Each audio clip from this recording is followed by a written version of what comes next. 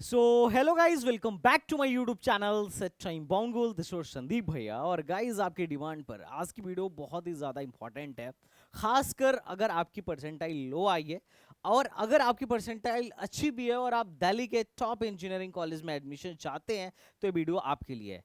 अब चूंकि आपकी डिमांड पर मैंने इस प्राइवेट कॉलेज की सीरीज को स्टार्ट किया है, जिसमें मैं ऑलमोस्ट जितने भी दिल्ली में टॉप के प्राइवेट इंजीनियरिंग कॉलेजेस हैं मैं सबको कवर करने वाला हूँ।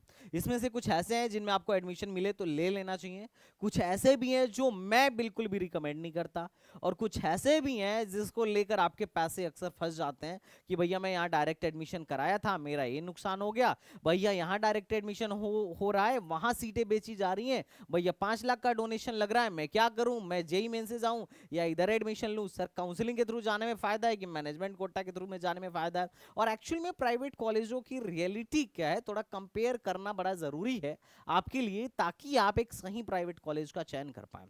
कुछ प्राइवेट कॉलेज डेफिनेटली अच्छे हैं, लेकिन कुछ प्राइवेट कॉलेज ऐसे भी हैं जिसकी सच्चाई मेरे हिसाब से आपको जान लेनी चाहिए अगर आप एडमिशन लेना चाहते हैं तो। क्योंकि भाई साहब, पैसे अल्टीमेटली आपके पेरेंट्स को देना है। अगर आप 20 लाख 4 साल में 20 से 25 लाख खर्च करके और 3.5 लाख के हम पैकेज पर जाके अगर आप टीसीएस में जॉब करते हो, तो मैं तो नहीं कहूंगा कि आपने बहुत बढ़िया वहां पर जाके अपनी इन्वेस्टमेंट करी, क्योंकि आपका रिटर्न ऑफ इन्वेस्टमेंट बहुत अच्छा नहीं रहा।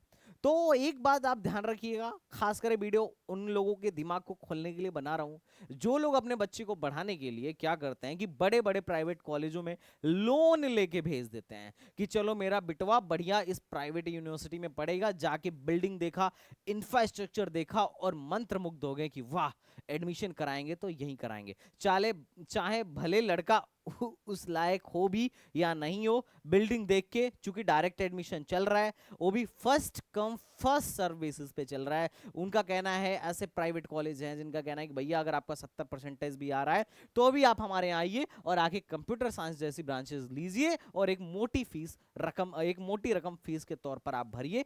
बाकी कोई दिक्कत नहीं, आपने जेई मेंस दिया है या नहीं दिया है, आप बोर्ड से आ रहे हैं, कोई लेना देना नहीं है। तो जो पेरेंट्स इसमें अपने बच्चे को ले जाके भाई जल्दी जल्दी एडमिशन करा रहे हैं, सीट बुक कर रहे हैं, आप लोग थोड़ा सा इस वीडियो को पहले देख लीजिए। क्योंकि आप जो 20 लाख भरने वाले हो आगे चल के 4 सालों में, आपके लिए उस इन्वेस्टमेंट का रिटर्न क्या आने वाला है, कि आपके लिए वर्थ इट भी है? ऐसा ना हो कि आपने लोन ले लिया और बच्चा बीटेक करके 10 साल लोन चुका रहा है, 20 लाख चुकाने में उसको 10 साल लग गए और पता चला पता नहीं। अब आप एक छोटी सी कैलकुलेशन लगा के देख लीजिए, आप एक छोटी सी कैलकुलेशन लगाइए कि आपने क्या करा कि भाई साहब आपने 4 साल में बच्चे के लिए 4 साल में 20 लाख का लोन ले लिया, हॉस्टल वगैरह मिला जुला के। बच्चे की जॉब लगी 5 से 6 लाख की मान लेते हैं, और एवरेज पैकेज इनसे ज्यादा है भी नहीं, वो आप देख लीजिएगा, मैं एनआईआर डेटा में आपको मीडियन सैलरी दिखा भी दूंगा कि जॉब लगी 5 से 6 लाख की। अब सोचिए, इस 5 से 6 लाख में उसे सब कुछ करना है, भाई अपना भी पेट पालना है, घर पे भी भेजना है, बाहर के कुछ एक्सपेंसेस भी होंगे। तो ये 20 लाख लोन चुकाने में how much time he will take? तो भाई कुछ पेरेंट्स जोश जोश में आगे कर देते हैं। तो पहले आप अपने बच्चे के पोटेंशियल को समझाइए, आप समझिए। मैं नहीं कह रहा कि आप लोन लेके मत पढ़ाइए, बिल्कुल पढ़ाइए, लेकिन आप हर एक एस्पेक्ट को अपने दिमाग में रख के चलिए कि आप जो इन्वेस्ट करने वाले हो आगे चल के उसका रिटर्न क्या आने वाला है, आपका बच्चा क्या करने वाला है। कई बार ऐसा होता है बच्चे पढ़ाई छोड़ के भी भाग जाते हैं।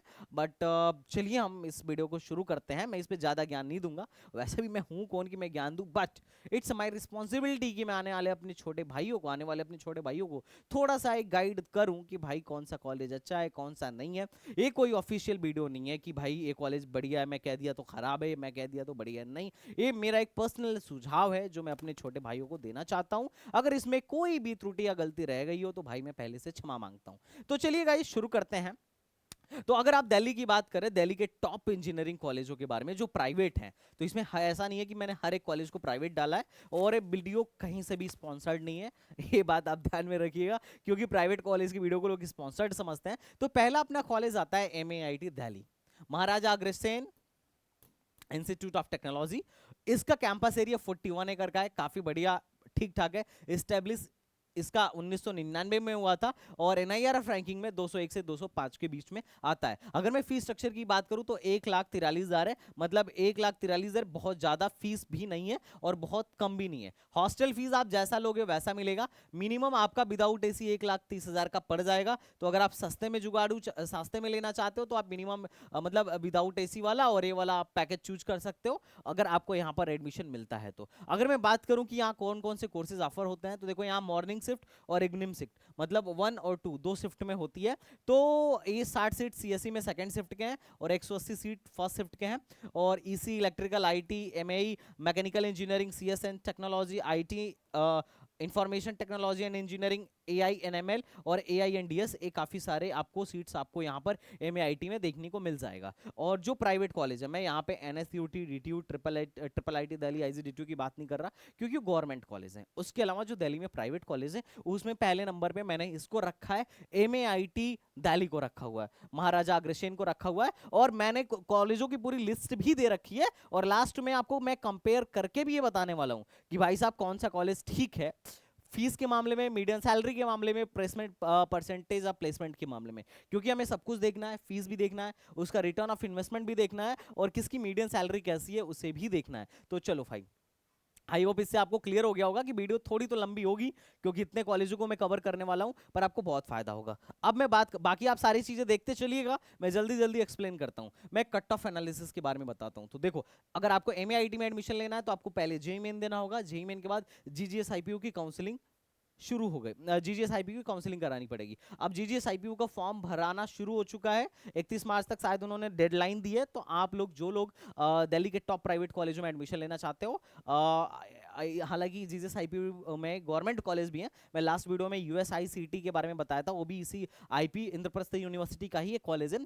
तो उसमें प्राइवेट कॉलेजों में आप MAIT वगैरह आप अगर कर रहे हो तो आप GGS IPU का फॉर्म डाल दो। मैं आपको एक्सपेक्टेड कट ऑफ बता दे रहा हूँ जो लास्ट ईयर का गया था और उसके हिसाब से इस बार ज्यादा ही जाएगा, कम जाने की कोई गुंजाइश नहीं है।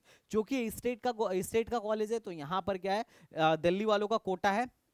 और जो IPU के प्राइवेट कॉलेज है उसमें ऐसा जनरल OBC SC ST वाला नहीं होता है, सिर्फ डिफेंस कैटेगरी होती है, बाकी जनरल होता है। और अगर कोई ऐसा कॉलेज है जो माइनॉरिटी का है तो वहां पे माइनॉरिटी का रिजर्वेशन रहता है। अगर कभी डिटेल वीडियो बनाने का मेरे को मौका मिला तो मैं जरूर बनाऊंगा।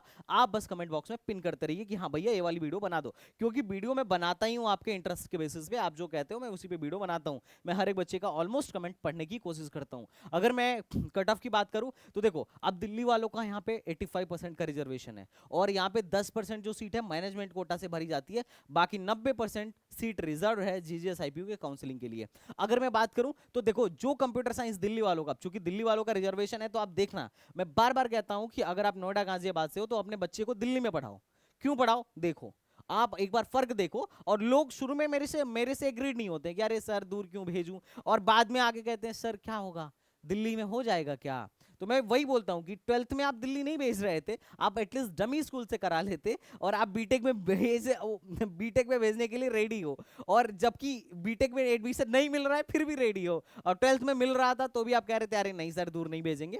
तो इसीलिए मैं बोलता हूँ दिल्ली में अगर आपका बीटेक, आप दिल्ली से अगर आप 12th कर सकते हो तो जरूर करिए, है ना। अगर मैं बात करूँ कंप्यूटर साइंस का तो यहाँ पे दिल्ली वालों के लिए, जिसने दिल्ली से 12th किया है उसको 62,000 पे मिल गया था और उसके सीधे सीधे आधे पर आउटसाइडर का बंद हो गया था। मतलब मोटा मोटी 94.5 परसेंटाइल पे दिल्ली वालों को यहाँ CSE मिली थी और 97 परसेंटाइल पर बाहर वालों को यहाँ CSE मिली थी। बाहर वाले अप्लाई करते हैं लेकिन उनको उनकी कट ऑफ थोड़ी क्या बहुत लो जाती है, सीधे सीधे याद आ जा रहा है। यहाँ का जो ट्रिपल है जो 82 परसेंटाइल पे दिल्ली वाले बच्चे को मिल गई थी, यहां पर आउटसाइडर को 93.8 पे मिली थी। हालांकि राउंड 6 के बाद इनके स्पेशल राउंड भी हुए थे, मैं उसका डेटा नहीं दिखा रहा। स्पेशल राउंड में क्या रहता है, और भी ज्यादा लो जाने का चांस रहता है, लेकिन स्पेशल राउंड में बाहर वालों को फायदा होता है क्योंकि स्पेशल राउंड में सारी की सारी सीटें ओपन हो जाती हैं। अब ये सारी चीजें काउंसलिंग के दाव पेच हैं और यही मैं क्या करता हूं, आप लोगों के लिए करता हूं। जो हमारे पेड काउंसलिंग में होते हैं उनके लिए तो बहुत अच्छे से हम लोग हर कॉलेज पे नजर बनाए रखते हैं और कोशिश ये रहती है कि दाव पेच लगा के जितना ज्यादा बढ़िया कॉलेज अपने बच्चों के लिए हो पाए वो हो जाए। ओके गाइस, तो आप में से अगर किसी को हमारा पेड काउंसलिंग प्रोग्राम ज्वाइन करना हो तो आप जरूर बाई करिएगा, क्योंकि लगातार सीटें बुक हो रही हैं, लिमिटेड सीट है हमारे पास। बाद में आप पे मत कहिएगा कि संदीप भैया आप मेरे बच्चे का नहीं कर रहे हो या आप मेरा नहीं कर रहे हो, क्योंकि हमारी बहुत लिमिटेड टीम है। तो जितना हम कर सकते हैं हम उतना जरूर करेंगे आपके लिए। अब मैं अगर बात करूं कि जो मैकेनिकल है, तो मैकेनिकल 75 परसेंटाइल पे उनको मिला था दिल्ली वालों को, और बाहर वाले के लिए 92% गया था। हालांकि मैकेनिकल और कोर ब्रांच में प्राइवेट में आपको ज्यादा सजेस्ट नहीं करूंगा। तो आप देख सकते हो कितना ज्यादा डेटा का अंतर है। अब आते हैं एनआईआरएफ डेटा पे। तो एनआईआरएफ डेटा के अनुसार इस बार इनकी मीडियन सैलरी घट गई है। पिछली बार इनकी 8.2 थी, और पिछली बार 989 में से 848 बच्चे प्लेस भी हो गए थे। इस बार 1033 में से 625 ही बच्चे प्लेस्ड हुए हैं। तो मतलब पिछली बार इतने ही हुए थे। उसके पिछली बार जब 2023 का जो डेटा था ना यार, उसमें ज्यादा अच्छा था। अब चूंकि रिसेशन की वजह से इस साल तो मैंने देखा डीटीयू में, एनएसयूटी में, इनमें भी प्लेसमेंट का सिनेरियो थोड़ा सा कम हुआ है। हालांकि आईजीडीटीयू का अभी भी बराबर चल रहा है। अगर मैं प्लेसमेंट स्टैटिस्टिक्स की बात करूं तो 2022-23 में हाईएस्ट 51 गया था, और उसके बाद से 21-22 में 1,13,00,000 का इनका हाईएस्ट पैकेज गया था। ये टॉप रिक्रूटर्स कंपनीज हैं, बड़ी बड़ी कंपनियां आपको एमआईटी में देखने को मिल जाएंगी। तो इट्स ओके, बढ़िया कॉलेज है, अगर आपको मिलता है तो बिल्कुल जाना चाहिए। मैं तो बिल्कुल रिकमेंड करूंगा। ये कुछ स्कॉलरशिप है जो आप अप्लाई कर सकते हो। जब बड़ी वीडियो बनाऊंगा तो एक एक को अच्छे से मैं वो करने वाला हूं। अच्छा, प्रोज एंड कॉन्स आप यहाँ पे इस प्रोज और कॉन्स को अपने तरफ से पढ़ लेना। मैं ज्यादा एक्सप्लेन नहीं करने वाला हूं, क्योंकि ये कोई लीगल डेटा नहीं है। ये हमें इंटरनेट पे, रिसर्च से, गूगल पे, बच्चों के रिव्यूज से मिला। हो सकता है कि ये बहुत हद तक करेक्ट ना हो, पर ठीक है, हमारा भी कहीं ना कहीं तक मानना था कि ठीक है, बिल्कुल ऐसी बातें हो सकती हैं। ओके, अब नेक्स्ट यहाँ पे एक बहुत अच्छे एक बच्चे ने लिखा था कि training and placement officer does not think beyond Infosys and Accenture.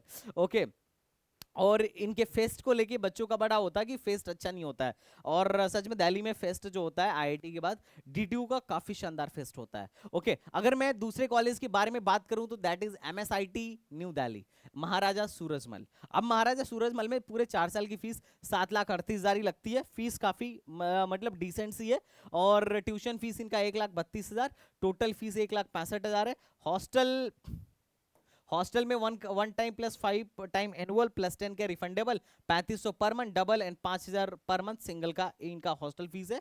ठीक है, और अगर मैं बात करूं मतलब टोटल इतना आपका खर्चा लग जाएगा ब्रांचेस की, तो भाई 180 सीट से, मतलब यहाँ पे भी 2 शिफ्ट में होता है, मॉर्निंग शिफ्ट, इवनिंग शिफ्ट। तो 180 मॉर्निंग शिफ्ट में, और इवनिंग शिफ्ट शिफ्ट 2 में 60 बच्चों की सीट है कंप्यूटर साइंस में। आईटी का 180, ईसी का 180, और ट्रिपल ई का 100। ट्रिपल ई में सिर्फ 60 सीटें हैं। तो टोटल इतनी ही सीटें हैं आपकी एमएआईटी महाराजा सूरजमल में। अगर मैं यहाँ पे बात करूँ तो इनके मेजर रिक्रूटर्स आप देख सकते हो, गूगल हो गया, महिंद्रा हो गया, माइक्रोसॉफ्ट हो गया, काफी अच्छी कंपनीज आपको यहाँ पर देखने को मिल जाएंगी। और चूंकि दिल्ली में रहने का तो आपको बिल्कुल भी एक एडवांटेज तो मिलता ही मिलता है, और यही रीजन है कि दिल्ली हो गया, बंगलुरु हो गया, पुणे हो गया, इनके यहाँ के प्राइवेट कॉलेजों में भी काफी मारामारी रहती है। ओके, अगर मैं कट ऑफ एनालिसिस की बात करूं तो भाई साहब यहाँ पर कंप्यूटर साइंस अंदर वालों को, जो दिल्ली से जिसने 12th किया है, उसको 92 परसेंटाइल पे लास्ट लगभग लगभग मिल गया था, और आउटसाइड को 95.8 परसेंटाइल से ज्यादा ही लेके आना पड़ा था। और जो लास्ट एडमिशन जो आपका इंफॉर्मेशन टेक्नोलॉजी है 89 पर मिल गया था, जो दिल्ली का बंदा है, और बाहर वाले बच्चों के लिए 95 परसेंटाइल प्लस लेके आना पड़ा था। तो ये फर्स्ट शिफ्ट की कट ऑफ थी। सेकंड शिफ्ट की कट ऑफ थोड़ी सी लो जाती है, तो आपको एक कट ऑफ से बिल्कुल आइडिया मिल जाएगा। मैंने कुछ ही परसेंटाइल लिखे हैं, नहीं तो वीडियो बहुत लंबी हो जाती, बट आपको एक कट ऑफ से बिल्कुल आइडिया मिल जाएगा कि एमएसआईडी की कट ऑफ कितनी जाती है। अब बात करते हैं एनआईआरएफ डेटा की, तो इनकी मीडियन सैलरी 6.5 एलपी है। 695 में से 541 बच्चे क्या हुए थे लास्ट ईयर, प्लेस्ड हुए थे 2022-23 के डेटा के अनुसार। इनका हाईएस्ट पैकेज जो है 80 एलपीए है। इनका हाईएस्ट पैकेज 80 एलपीए है, और एवरेज पैकेज आपका 8 एलपीए है। और इनके प्लेसमेंट हाइलाइट से हैं कि एक स्टूडेंट को 30 एलपीए का एडोबी ने दिया था। ठीक है, और उसके बाद सबसे अच्छी बात थी कि 22 एलपीए पर 12 बच्चे प्लेस्ड हुए थे। अमेजॉन मास हायरिंग की थी, और उसके बाद एक और बच्चे का 22 एलपीए का पैकेज लगा था। एटलांसियन हो गया, माइक्रोसॉफ्ट हो गया, एडोबी हो गया, गूगल हो गया, जस्पे हो गया, मतलब काफी ठीक ठाक कंपनी आपको यहाँ पर भी देखने को मिल जाती हैं। ज्यादातर मैं आपसे यही बात बोलूंगा, प्राइवेट में कोसी से रहे, सॉरी।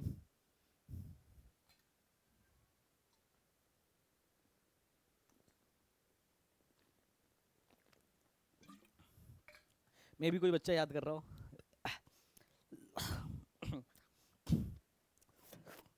प्राइवेट में कोशिश ये रखिएगा कि आपको कंप्यूटर मतलब टेक्निकल आईटी सेक्टर वाली ही ब्रांच मिले, चाहे वो कंप्यूटर सीएसई हो, आईटी हो, सीएस हो, सॉफ्टवेयर इंजीनियरिंग हो, मैथमेटिक्स एंड कंप्यूटिंग हो, या फिर कोई इसी टाइप की ब्रांच हो। जो कोर ब्रांचेज होती है ना, वहां पे प्लेसमेंट थोड़ा सा क्या काफी कम है। एमएआईटी में 5 से 6 लाख ही इलेक्ट्रॉनिक्स का पैकेज है, जबकि कंप्यूटर का 8+ है, और परसेंटेज प्लेसमेंट भी उनका ज्यादा रहता है as compare to core branches. Even अगर आप इसमें जाएंगे सिविल मैकेनिकल में, तो प्लेसमेंट और भी लो होता चला जाता है, खासकर प्राइवेट कॉलेजों में। ठीक है, हालांकि गवर्नमेंट में भी यही हाल है, ऐसा नहीं है कि गवर्नमेंट में बहुत अच्छा हाल है, लेकिन जो बड़े बड़े आप पैकेज देखते हैं वो मोस्टली आपके आईटी सेक्टर के ब्रांचेस की रहती हैं, मतलब सीएस वगैरह की या इनसे रिलेटेड, इन सीएस फैमिली की ब्रांचेस का रहता है बेसिकली। मैं बात करूं तो यहाँ पे काफी सारी स्कॉलरशिप आपको देखने को मिल जाती हैं, आप इस स्कॉलरशिप को देख लीजिए। ठीक है, इसको अगर आप किसी भी कॉलेज में इंटरेस्टेड है तो बोलिएगा, डिटेल वीडियो बन जाएगा। इसके प्रो एंड कॉन्स आप देख लीजिए कि हॉस्टल वगैरह अच्छा है। ठीक है, और हॉस्टल का तो हमें अच्छा रिव्यू मिला। सबसे बड़ा वो मुझे दिखा कि इनका कैंपस एरिया 8 एकड़ का है, तो एक कैंपस नहीं स्कूल है मुझे ऐसा लगा, लेकिन खैर ठीक है। फीस थोड़ी सी हाई है, फीस थोड़ी सी आई है। इसके अलावा इन्होंने बच्चों का कहना था कि placement wise is good but only for CSE. बाकी दूसरे ब्रांचों में जो जो दूसरे ब्रांच है उसमें थोड़ा प्लेसमेंट बहुत अच्छा नहीं है, और इस डेटा को आप अपने तरफ से जरूर वेरीफाई करिएगा। हमें कुछ की पॉइंट्स मिले जो बच्चों ने दिए थे, ऐसा है कोई official, it's not official data, और इस पे भाई बाद में कोई क्लेम मत करना अगर कोई बात बुरी लग जाए तो, मैं पहले बता रहा हूँ, है ना। लेकिन ये कि ये बच्चों के द्वारा दिया गया हुआ डेटा था, मतलब इंटरनेट पे बहुत सारे क्वेरा पे और अलग अलग जगहों पर पड़ा हुआ था, तो that's why I am not saying, it's not my words. Okay, तीसरे नंबर पे जो कॉलेज है एमएआईटी एमएसआईटी के बाद, वो है जेपी। वैसे तो जेपी के 5 कैंपस हैं, और जेपी का जो कैंपस है, जो सबसे अच्छा वाला पुराना वाला कैंपस है, दैट इज सेक्टर 62। उसके बाद अगर मैं बात करूं तो जेपी सेक्टर 28,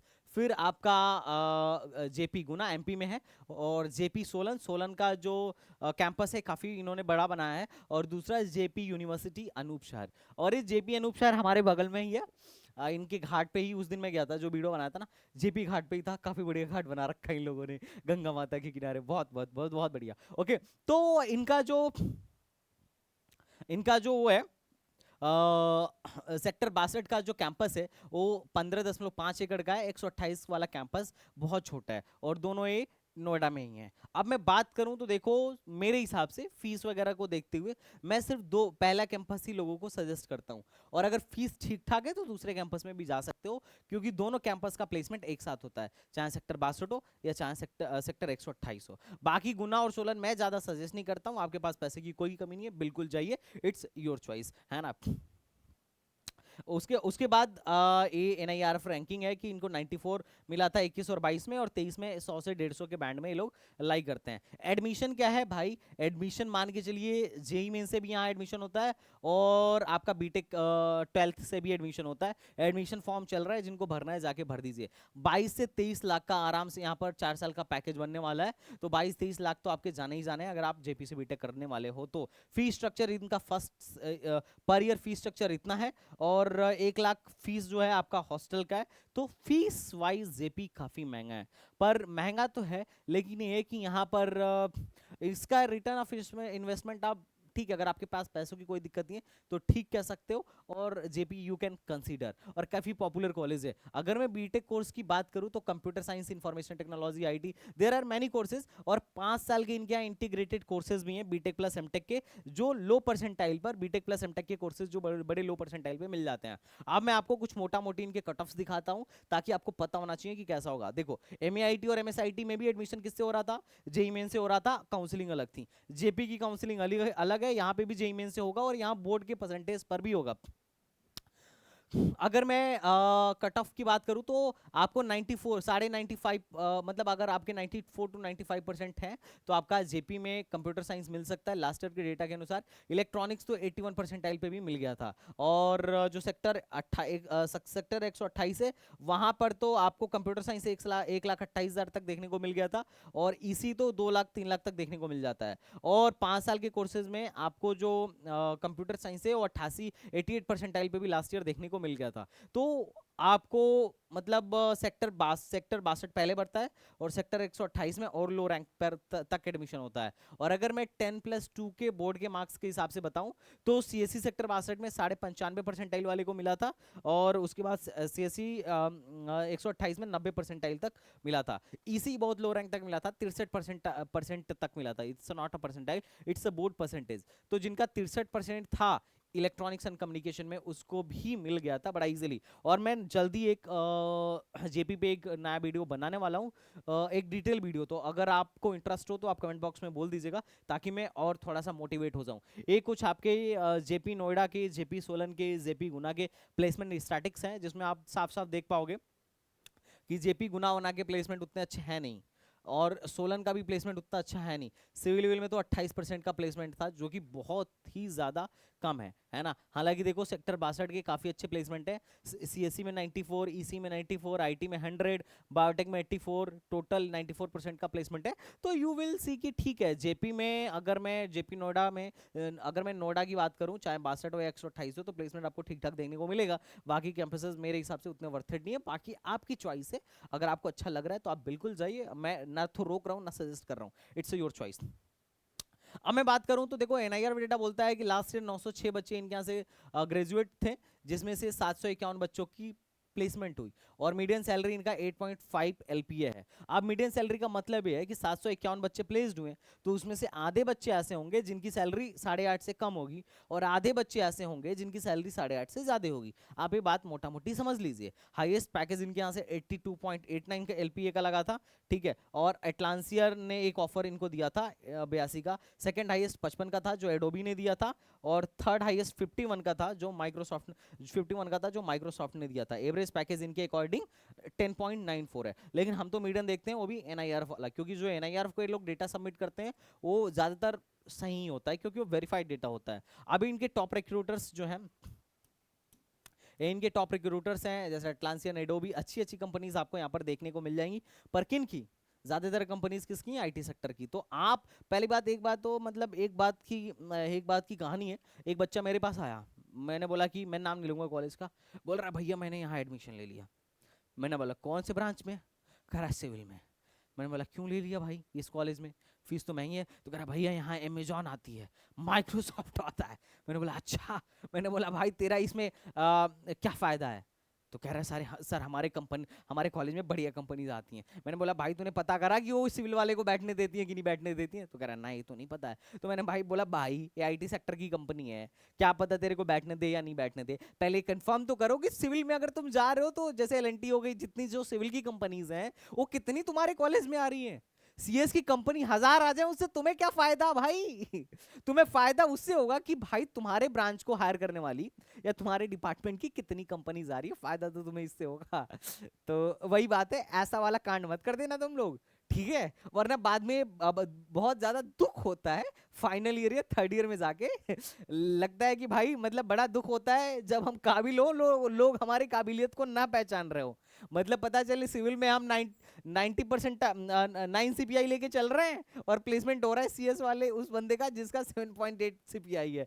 तो ऐसा नहीं है, बड़ा दुख होता है मेरे भाई। तो पहले आप जान के समझ के एडमिशन लेना, बाद में बेवकूफ़ी मत करना, ठीक है?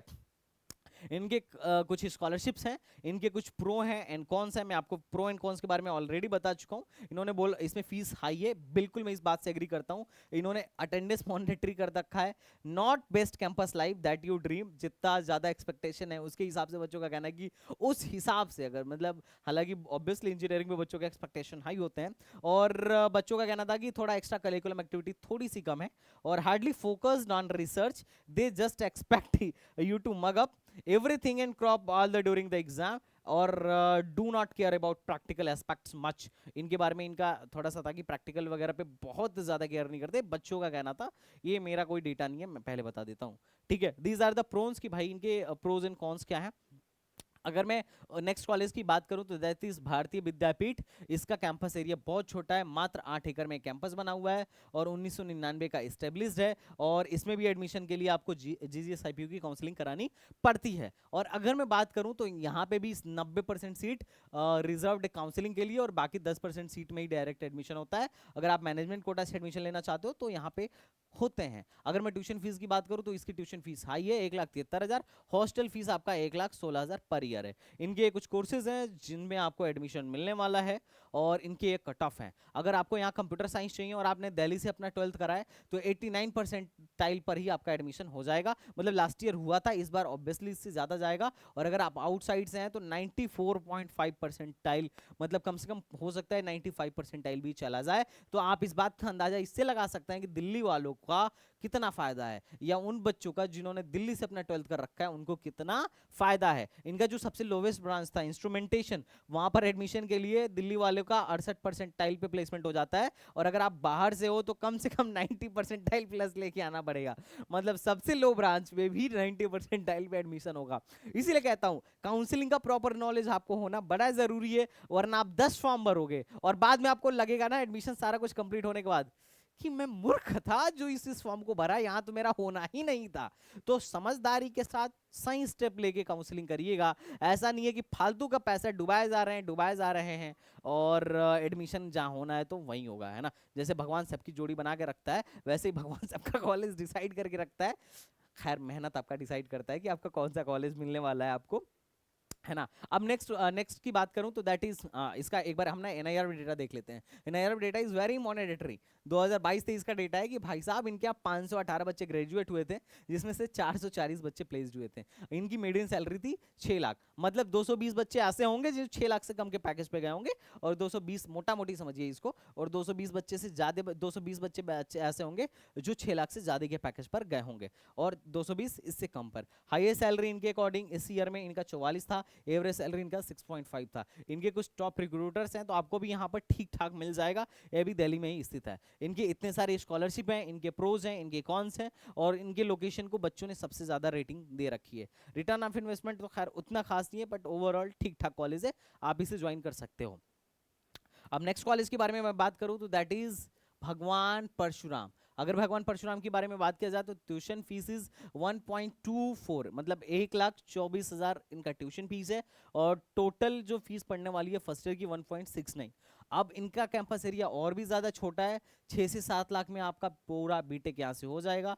स्टेब्लिश अभी हुआ है 2007 में। एनआईआरएफ रैंकिंग में इंजीनियरिंग में 215 251 से लेके 300 के बीच में लाई करते हैं। ये इनके बीटेक के कोर्स ऑफर्ड हैं कि ये लोग कौन सा देते हैं, सीएससी, आईटीईसी, ट्रिपल ई, एआईडीएस। अब इनकी आप कट ऑफ्स देख सकते हो कि इनकी कट ऑफ लास्ट ईयर कितनी गई थी, ये आपके सामने, आप चाहो तो स्क्रीनशॉट डाल भी ले सकते हो। ओके, अब मैं बात करूं भाई एनआईआर डेटा की तो 321 बच्चे इनके यहाँ ग्रेजुएट हुए थे 2022-23 में, और नंबर ऑफ प्लेस 226 थे, और मीडियन सैलरी 5 एलपीए थी। हाईएस्ट पैकेज इनके यहाँ 50 एलपीए का था, हाईएस्ट पैकेज इनके यहाँ 50 एलपीए का था, और एवरेज पैकेज इनके यहाँ 8 एलपीए का है, जो इन्होंने अपने वेबसाइट पर डाल रखा है। इनके यहाँ के टॉप रिक्रूटर्स हैं, अच्छी कंपनियां इनके यहाँ पे भी आपको ठीक ठाक लेवल की कंपनी आपको देखने को मिल जाएगी। तो बीपीआईटी में भी एडमिशन आपको जेईई मेन के थ्रू ही होने वाला है, और आपको इसके लिए जीजीएस आईपीयू की काउंसलिंग करानी पड़ेगी। These are the pros and these are the cons, ठीक है। अच्छा अभी भागना मत कोई, मैं पहले बता रहा हूँ, क्योंकि मैं लास्ट में ना अभी तुम्हें कंपेयर करके दिखाऊंगा कि कौन सा तुम्हें लेना चाहिए। हालांकि मैंने रैंक वाइज ही कॉलेज बनाया है, अगर आपको कभी काउंसलिंग में चूज करना तो आप इसी रैंक से चूज कर सकते हो मेरे अकॉर्डिंग। बाकी तो आपकी चॉइस है ही, मेरे अकॉर्डिंग आप चाहो तो इस हिसाब से आप काउंसलिंग में चूज कर सकते हो, ठीक है। अगले कॉलेज के बारे में बात करते हैं तो that is Shiv Nadar university. Shiv Nadar university जो है आपका चेन्नई में लोकेटेड है, और इसके मतलब शिवनादर के बहुत सारे कैंपसेस है, चेन्नई वन्नई हर जगह है, लेकिन हम यहाँ पे बात करने वाले हैं दिल्ली कैंपस के बारे में, जो आपका गौतम बुद्धा नगर में है। इसके मोड ऑफ एडमिशन बहुत सारे हैं। मेजरली लोग जेई मेन से जाते हैं, कुछ लोग सीयूईटी से भी जाते हैं, कुछ लोग शिवनादर का जो एग्जाम होता है उससे भी जाते हैं, कुछ लोग सैट से भी जाते हैं। तो देयर आर मैनी ऑप्शंस। और अगर मैं इस्टेब्लिश की बात करूं तो 2011 में यहाँ पर इस्टेब्लिश हुआ था एनआईआरएफ रैंकिंग यूनिवर्सिटी लेवल में शिवनादर, ऑल ओवर इंडिया में मतलब 56,000 के 56 पर है। और अगर मैं टोटल फीस की बात करूं तो आपका 16 से 17 लाख शिवनादर में पढ़ने का यहाँ पर लग जाएगा। कैंपस एरिया काफ़ी अच्छा है, काफ़ी बड़ा कैंपस है इसका। 200 आईआईटी दिल्ली समझ लो 300 एकड़ का है अपना, और शिवनादर अपना 286 एकड़ का है। ठीक है। अब इनके यहाँ फीस स्ट्रक्चर काफी महंगा है, आप देख सकते हो 16 से 17 लाख इज मतलब काफी ठीक है, ये महंगा ही फीस है, इसको सस्ता नहीं बोल सकते अपन। ठीक है, एडमिशन फीस आपका इतना है, सिक्योरिटी फीस ये लोग बहुत ज्यादा ले रहे हैं 1,25,000 1.25 लाख का, और ट्यूशन फीस इनका 2,35,000 का है, हॉस्टल फीस 65,000 पर ईयर का है, टोटल फीस आपका हर साल का 4,49,000 पड़ने वाला है। ठीक है, मेस फीस आपका इतना है। ठीक है, अगर मैं ब्रांच की बात करूं तो देखो यहाँ पे अच्छी बात है कि इन लोगों ने बहुत ज्यादा कंप्यूटर के ब्रांचेस नहीं खोल रखे हैं। अभी तक मैंने जितने कॉलेजेस बताया या आगे भी जितना बताऊंगा, आप देखिएगा वहाँ बहुत मारा मारी है, कंप्यूटर के बहुत सारे ब्रांचेस खुले हुए हैं, पर इनके यहाँ कंप्यूटर के बहुत ज्यादा ब्रांचेस नहीं खुले हुए हैं। यहाँ पे बायोकेमिकल और सिविल जैसी ब्रांचेस भी आपको देखने को मिलती है, और इनकी हाईएस्ट सैलरी 58 एलपीए की थी, 58 एलपीए की है, और एवरेज सैलरी इतना है आपका क्या कहते हैं 11 एलपीए इन्होंने खुद दिखा रखा है, और ये बोल रहे हैं कि टॉप के 50% बच्चों को इन्होंने कितना दिया था, 16 एलपीए का पैकेज दिया था, मतलब टॉप के 50% बच्चों का एवरेज पैकेज इनके हिसाब से 16.7 एलपीए का है। लेकिन मैं तुम्हें बताता हूँ एनआईआरएफ डेटा के अकॉर्डिंग क्या है। पहले तो 297 बच्चे इनके यहाँ ग्रेजुएट हुए थे इस ईयर में, और नंबर ऑफ प्लेस्ड 1 लाख मतलब 170 स्टूडेंट थे, 294 में से 170 स्टूडेंट हुए, लगभग मतलब 57-58% बच्चे ही मात्र प्लेस्ड हो पाए थे। तो मामला साफ है कि सिर्फ सीएस या अच्छे ब्रांच के बच्चे ज्यादातर प्लेस्ड हुए होंगे, बाकी ब्रांचों में थोड़ा सा मामला डाउन रहा होगा। मीडियन सैलरी इनकी ठीक है, एनआईआरएफ भी बोलता है कि इनकी मीडियन सैलरी ठीक है। तो ये आपकी चॉइस है, अगर आप सिवनादर में जाना चाहते हो तो आप जा सकते हो, फीस थोड़ा सा हाई लगेगा but you can try, no issue. अगर इन्होंने अपना प्लेसमेंट का डेटा दे रखा है कि भाई प्लेसमेंट इस तरीके से इंक्रीज हुआ है, और ये इनका एवरेज सैलरी का चार्ट है, जिसमें आप देखोगे कि 2022 में इनका एवरेज सैलरी 9.29 था, और 2023 में इनका एवरेज सैलरी 11.35 हो गया, तो that is good, that's good. इन्होंने बहुत सारे स्कॉलरशिप्स डाल रखे हैं। अब चूंकि प्राइवेट कॉलेजेस में क्या है ना, स्कॉलरशिप ये लोग बहुत देते हैं, है ना, लेमन चूस बहुत मिलता है।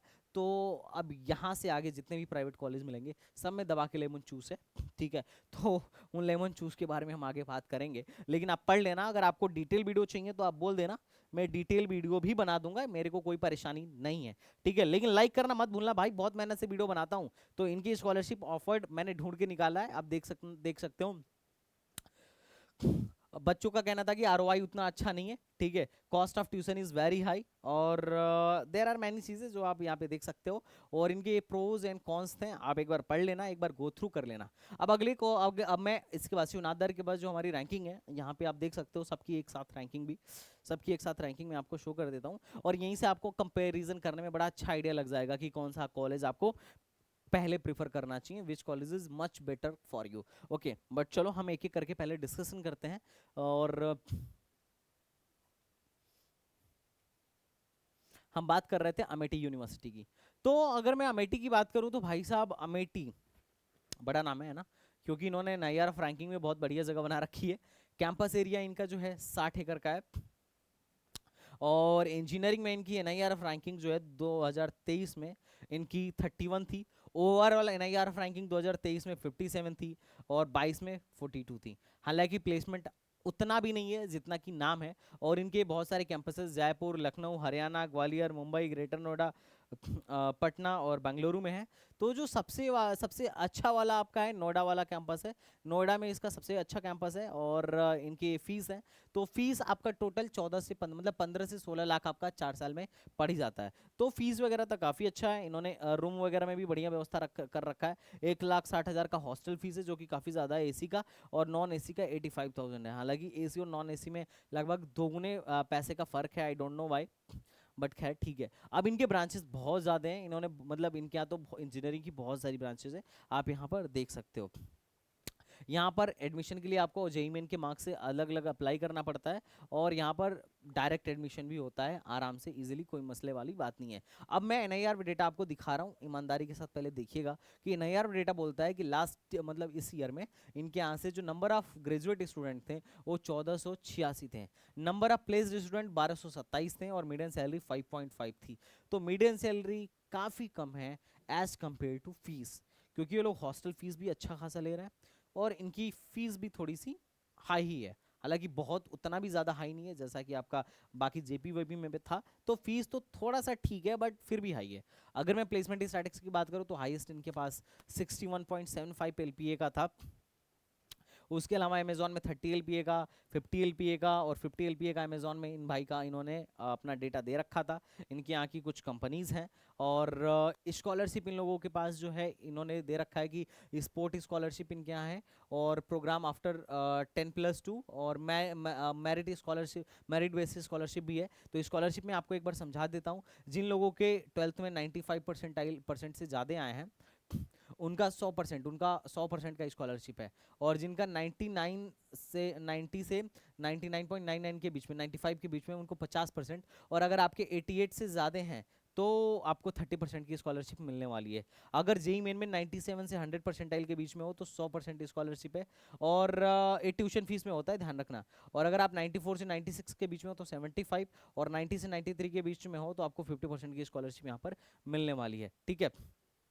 अब जो कैटेगरीज प्लेयर होते हैं जो इंटरनेशनल में जो स्पोर्ट कोटा का यहाँ पे एक फायदा है कि अगर आप इंटरनेशनल में पार्टिसिपेट किए हो तो 100% की स्कॉलरशिप और आपका फास्ट ट्रैक एडमिशन, तुरंत एडमिशन लेंगे बिना किसी स्पोर्ट ट्रायल के। अगर आप नेशनल में मेडल कोई जीते थे तो 50% का स्कॉलरशिप। अब आप चाहे गोल्ड जीते हो, सिल्वर जीते हो, ब्रांज जीते हो, इन्हीं 3 पोजीशन के लिए है। Admission through sport trial and interview, admission through sport trial and interview, interview भी लेंगे और स्पोर्ट ट्रायल के थ्रू आपको एडमिशन लेंगे। और अगर आपने नेशनल में पार्टिसिपेट भी किया है तो 25% की स्कॉलरशिप मिलेगी और आपको ट्रायल व्रायल सब देना पड़ेगा। ये इनका प्रोसेस है, आप पढ़ लीजिएगा।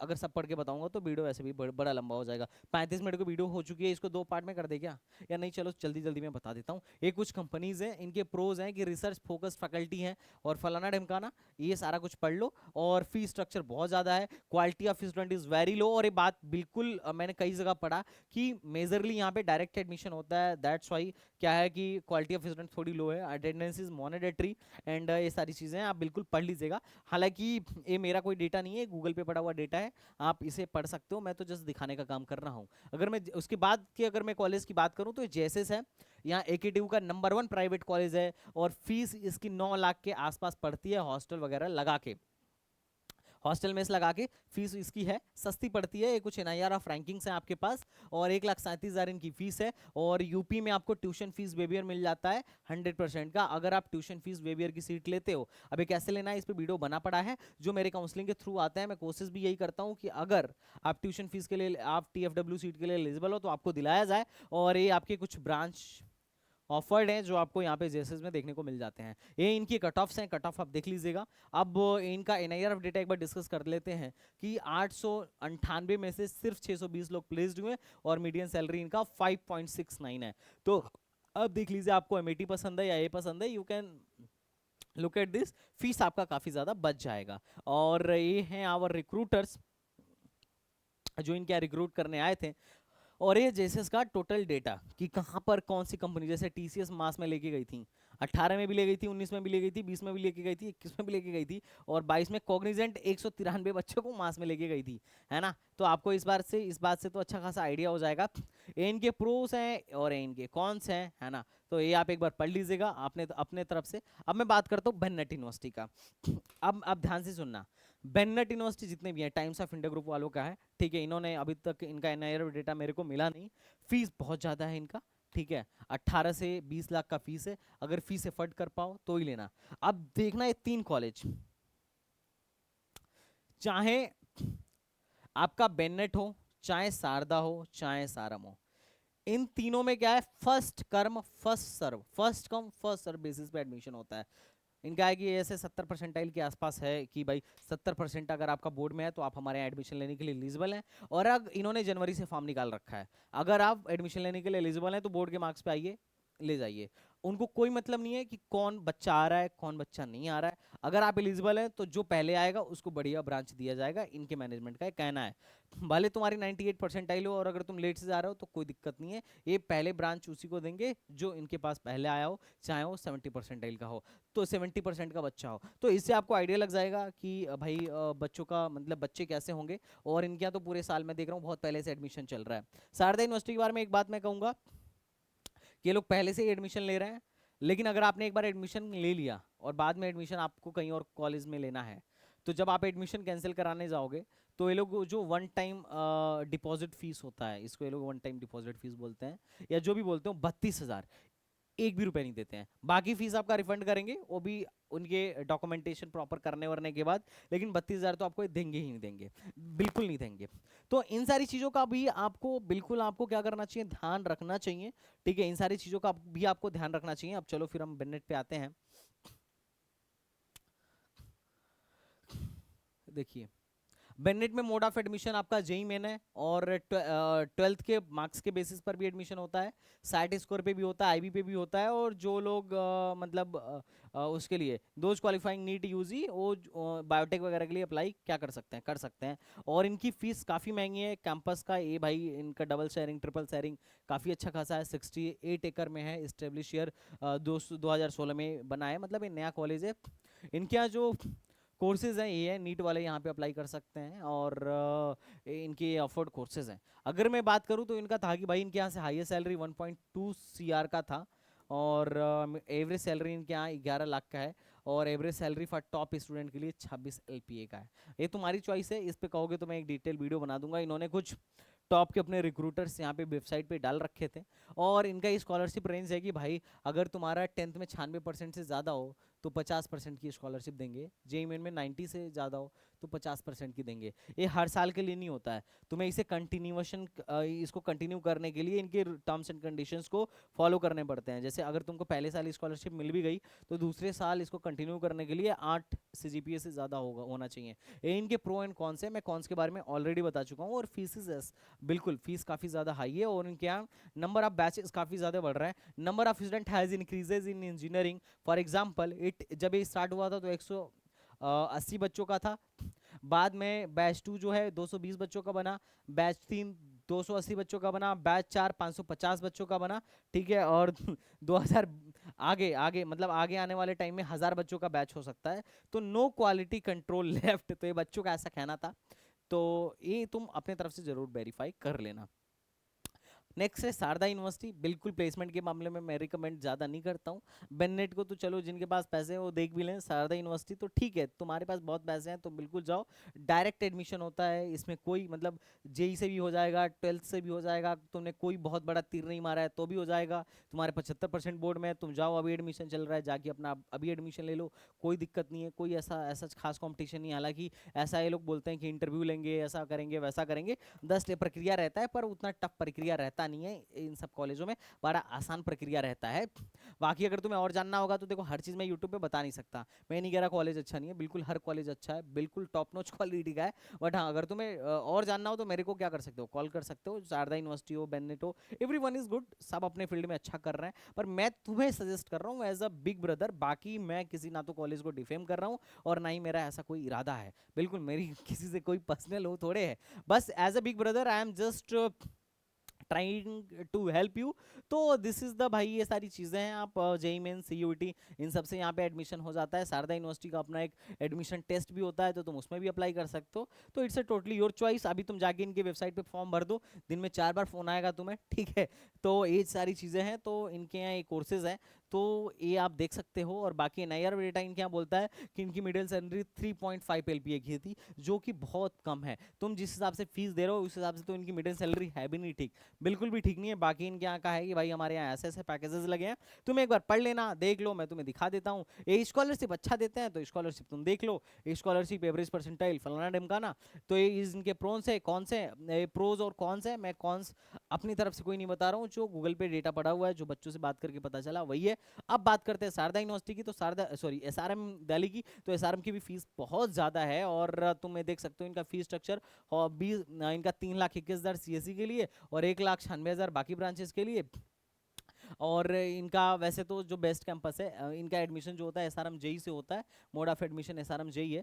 और ये लोग दूसरे कैंपसेस में जेई मतलब बोर्ड वोर्ड से भी ले लेते हैं। तो इनका एक एक कैंपस है आपका गाजियाबाद में एक कैंपस सोनीपत में है, और बाकी 4 कैंपस साउथ में है। तो ना तो मुझे सोनीपत वाला ज़्यादा पसंद आता है, ना गाजियाबाद वाला ज़्यादा पसंद आता है। बाकी तुम एसआरएम जेई का एग्जाम दे लो, इनकी स्कॉलरशिप वगैरह भी मिलते हैं, यू कैन कंसिडर दैट। अगर तुम्हें अच्छा लगता है तो बहुत बढ़िया। एनआईआरएफ रैंकिंग इन्होंने बहुत अच्छा इनकी तो एनआईआरएफ रैंकिंग मतलब जो SRM यूनिवर्सिटी है उसकी काफ़ी बढ़िया है। इसका दिल्ली वाले का कैंपस 27 एकड़ का कैंपस है, तो यू कैन कंसीडर अगर तुम्हें पसंद आ रहा है। और तुम अगर डिटेल वीडियो चाहते हो तो बिल्कुल बोलना, मैं बना दूंगा। ए ब्रांचेज ये लोग ऑफर करते हैं और अभी भी यहाँ पर एडमिशन चल रहा है। यू कैन गो, अगर तुम्हें पसंद आ रहा हो तो डायरेक्टली जाकर एडमिशन ले सकते हो।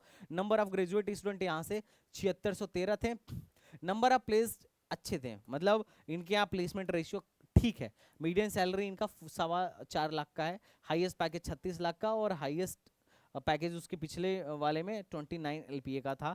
तो यू कैन कंसिडर इट। अगर पैसों की बहुत ज़्यादा दिक्कत नहीं है तो तुम SRM में जा सकते हो। अब इनके कुछ रिक्रूटर्स हैं जो पॉइंट्स हैं मैंने लिख दिया है।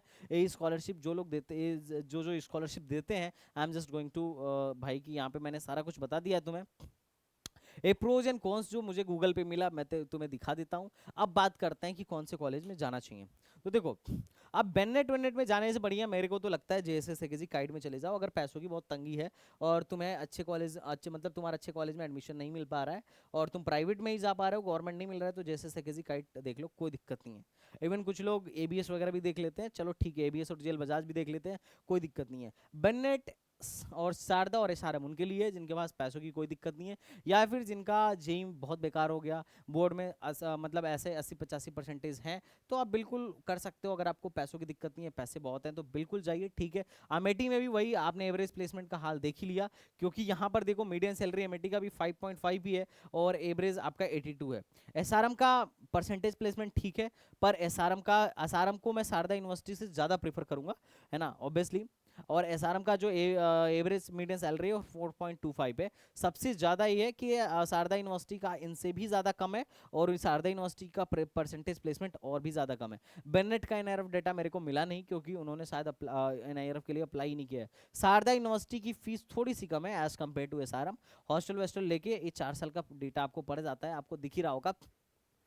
तो अब जैसे शिवनादर है, इसका परसेंटेज प्लेसमेंट आपको भले कम दिख रहा हो, अब रीज़न है कि यहाँ पे ऐसे भी ब्रांचेस हैं जो जहाँ जिसकी कंपनीज बड़ा कम आती हैं, बायोटेक्नोलॉजी वगैरह की। अब इनका मीडियन पैकेज लेकिन काफ़ी बढ़िया है, तो आप देख सकते हो। अब आप चॉइस करो कि इनमें से कौन सा, मैंने आपको टेबल दिखा दिया, आपको कौन लेना है। अगर आपका भी चॉइस फिलिंग करो तो आप MAIT MSIT, इवन अगर पैसा है तो JP की फीस इसमें सबसे ज़्यादा है ना, वही बात है, ठीक है। तो आप लेकिन JP सेक्टर 62 और सेक्टर 128 में प्लेसमेंट ठीक है, खासकर सेक्टर 62 में, और फैकल्टी वगैरह भी ठीक है। तो आप क्या कर सकते हो कि टोटल इसी ऑर्डर में ट्राई करना। अगर आपके पास पैसा अच्छा है तो आप शारदा को छोड़ के SRM में जाना। इवन मैं तो बोलूँगा शारदा और SRM को छोड़ के आप इधर देख सकते हो, ABS वगैरह भी देख सकते हो, कम पैसे में आपका काम चल जाएगा। और ABS वगैरह का भी, इन सब का भी फीस आपका 4.5 लाख के आसपास ही है।